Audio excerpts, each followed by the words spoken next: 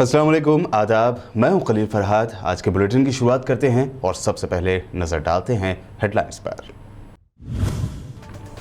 America में सदारती election की race बनी दिलचस्प। जो बाइडन और ट्रंप दोनों ने ही किया अपनी अपनी जीत का दावा। कई जगहों पर जो बाइडन चल रहे हैं ट्रंप से आगे।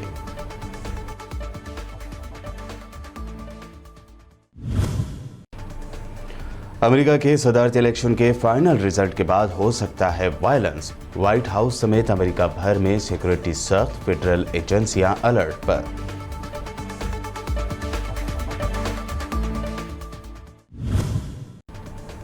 ट्रंप के बेटे डोनाल्ड जूनियर ने ट्विटर पर पोस्ट किया मुतनाज़ मैप। कश्मीर को बताया पाकिस्तान का हिस्सा। हुकूमत हिंद की जानिब से अभी तक नहीं आया कोई रिएक्शन।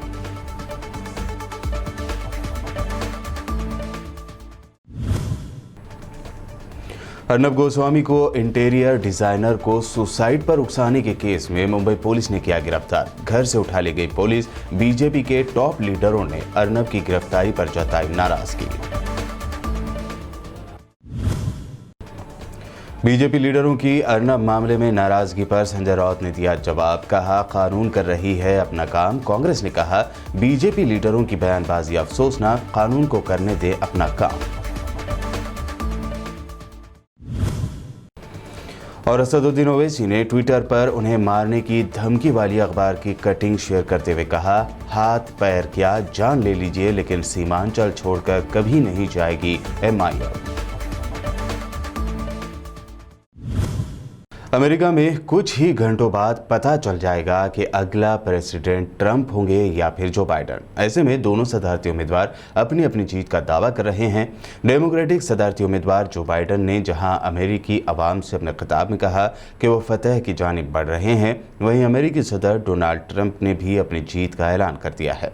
सदारती इंतखाबात के फाइनल रिजल्ट आने से पहले जो बाइडन ने कहा है कि उनके हामी यकीन रखें वो कामयाबी के रास्ते पर हैं। ऐसे में कई जगह से ऐसी खबरें सामने आई हैं कि जो बाइडन ने शुरू से ही ट्रंप पर बरतरी बनाए रखी और मुसलसल वो ट्रंप से आगे निकलते रहे। एक वक्त ऐसा आया था जब ट्रंप ज्यादा सीटें जीतकर जो बाइडन से आगे निकले थे, ताहम उसके बाद जो बाइडन ट्रंप से आगे ही बने हुए हैं। ताहम एक ऐसे वक्त जब दोनों के दरमियान सीटों का कुछ ज्यादा फर्क नहीं है, तब दोनों ही उम्मीदवारों ने अपनी अपनी जीत का दावा किया है।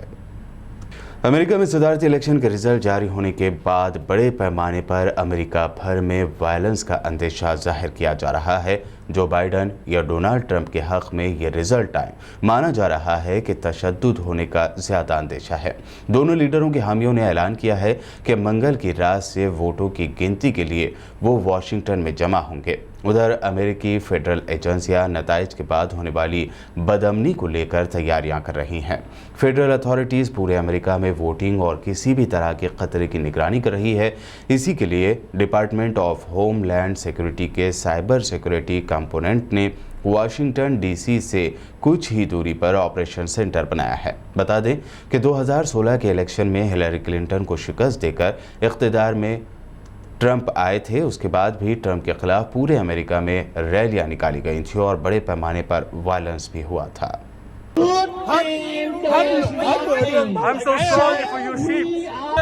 Biden, Biden, Biden, Biden, Biden, Biden, Biden.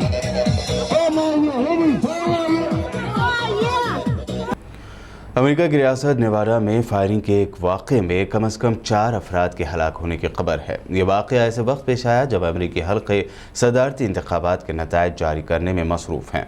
मज़ीद तफसीलात के मुताबिक ये वाक़या लास वेगास के नज़दीक वाक़ शहर हेंडरसन में मुकामी वक्त के मुताबिक सुबह 11 बजे पेश आया। पुलिस जब मुकाम वाक़े पर पहुंची तो उसे वहां फायरिंग से ज़ख्मी 2 अफराद और हथियार लिए हुए एक शख्स मिला, जिसके बारे में शक था कि उसने दोनों अफराद पर फायरिंग की थी। पुलिस ने हथियार लिए हुए शख्स के साथ राब्ते की कोशिश की, मगर वो इसे हथियार फेंक देने पर कायल नहीं कर सकी। इसके बाद फायरिंग हुई, जिसमें मुसल्लह शख्स भी हलाक हो गया। इसके अलावा फायरिंग में मज़ीद 3 अफराद भी मारे गए हैं। वहीं फायरिंग के इस वाक़े में 5 अफराद ज़ख्मी भी हुए हैं, जिन्हें अस्पताल मुंतकिल किया गया। अभी तक पुलिस की जानिब से इस वाक़े को लेकर किसी भी तरह का बयान सामने नहीं आया है और न ही इस वाक़े को दहशतगर्दी के वाक़े से जोड़ा जा रहा है। डेमोक्रेटिक पार्टी के सदारती उम्मीदवार जो बाइडन अगर अमेरिका के नए सदर बनते हैं तो इस सूरत में फ़लस्तीनियों के लिए फाइनेंशियल फंड को वो दोबारा जारी कर देंगे।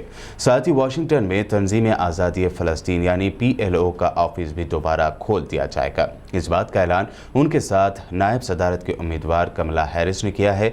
उन्होंने कहा कि हम फ़लस्तीनी अवाम की इक़्तिसादी और इंसानी इमदाद की बहाली के लिए फौरी तौर पर इक़दाम करेंगे। गजा में जारी इंसानी बहरान का हल निकालेंगे। मशरक़ी अल-कुद्दूस यानी यरूशलेम में अमेरिकी कौंसल खाना दोबारा खोलेंगे और वाशिंगटन में PLO का मिशन दोबारा खोलने के लिए भी इक़दाम करेंगे। जोसेफ बाइडन सदर मुंतखब होने के बाद ये इक़दाम करते हैं तो वो इस तरह मौजूदा सदर डोनाल्ड ट्रंप की इंतज़ामिया के इक़दाम को उलट देंगे, जिन्होंने फ़लस्तीनियों की $20 करोड़ की इमदाद बंद कर दी थी।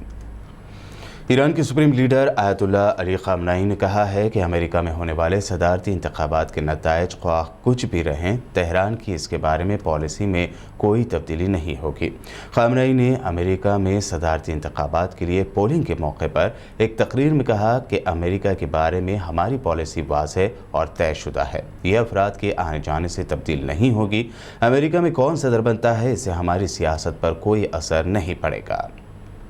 अमेरिकी सदारती इलेक्शन के रिजल्ट सामने आने से पहले ही डोनाल्ड ट्रंप के लिए उन्हीं के बेटे ने झटका दिया है। दरअसल डोनाल्ड ट्रंप के बेटे डोनाल्ड जूनियर ने अपने ट्विटर अकाउंट पर एक मुतनाज़ा नक्शा पोस्ट किया है, जिसमें उन्होंने दुनिया के नक्शे में जो बाइडन और अपने वालिद डोनाल्ड ट्रंप के हामी मुल्कों को रेड और ब्लू यानी लाल और नीले रंगों में बांटा है। नक्शे में हिंदुस्तान को अपने वालिद के मुखालिफ उम्मीदवार जबकि जो बाइडन के हामी कंट्रीज बताया गया है। हैरानी की बात यह है कि इस नक्शे में कश्मीर को पड़ोसी मुल्क पाकिस्तान के हिस्से के तौर पर दिखाया गया है।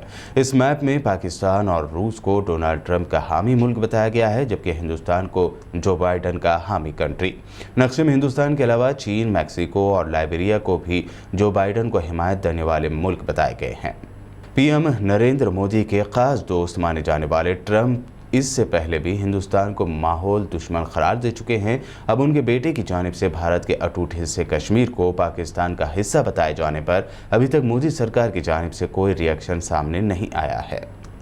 सऊदी अरब के होम मिनिस्टर आदिल अल जुबैर ने कहा है कि ऑस्ट्रिया के शहर वियना में होने वाला दहशतगर्दाना हमला तमाम मज़ाहिब और इंसानी अक़दार से टकराता एक घिनौना जुर्म है।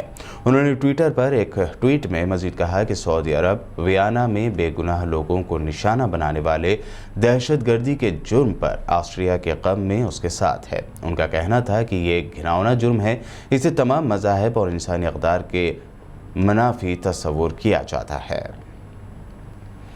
हरमैन शरीफैन की जनरल प्रेसिडेंसी के ज़ेर इंतज़ाम टेक्निकल इदारे ने बैतुल्लाह का तवाफ़ करने और उम्रा की सआदत के लिए आने वाले उम्रा ज़ायरीन में जमज़म की 10 लाख से ज़ायद बॉटल्स तकसीम की हैं। मस्जिद हराम में जमज़म की फराहमी के डायरेक्टर अहमद अल नदवी ने बताया कि कोरोना की वबा के बाद उम्रा मनासिक की बहाली के पहले मरहले में उम्रा ज़ायरीन में जमज़म की 5 लाख बॉटल्स तकसीम की गई और दूसरे फेज़ में तकरीबन 7 लाख जमज़म बॉटल्स तकसीम की गई। उनका कहना था कि इंतज़ामिया की तरफ से मस्जिद हराम में 50 अफराद को जमज़म के गैलन फराहम किए गए हैं।